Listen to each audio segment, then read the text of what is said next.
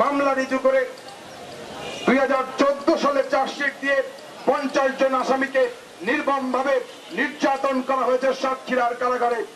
এই কারাগারে যারা জেলার ছিল তারাও নির্যাতনের অংশীদার। যারা তৎকালীন সময় এই সাতক্ষীরা জেলার বিভিন্ন পর্যায়ের আওয়ামী লীগের নেতৃত্ব দিয়েছে তারা এই ঘটনার কুশীলব। তাদের সবাইকে বিচারের আওতায় আনার দাবি জানাচ্ছি। সেই সাথে সাথে চারজন যারা এই গাড়িবহর মামলায় সাতক্ষীরার কারাগারে মৃত্যুবরণ করেছে সেই সব শহীদদের প্রতি বিনম্র শ্রদ্ধা জ্ঞাপন করছি।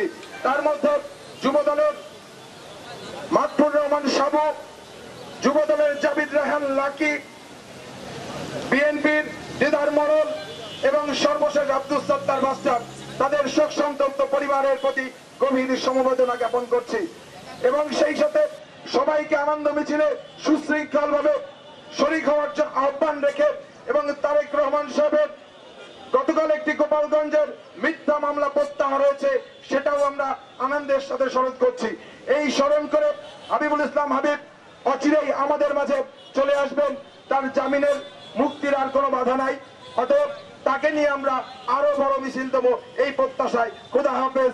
বাংলাদেশ জিন্দাবাদ। জাতীয়তাবাদী ছাত্রদল জিন্দাবাদ, জিন্দাবাদ, জিন্দাবাদ।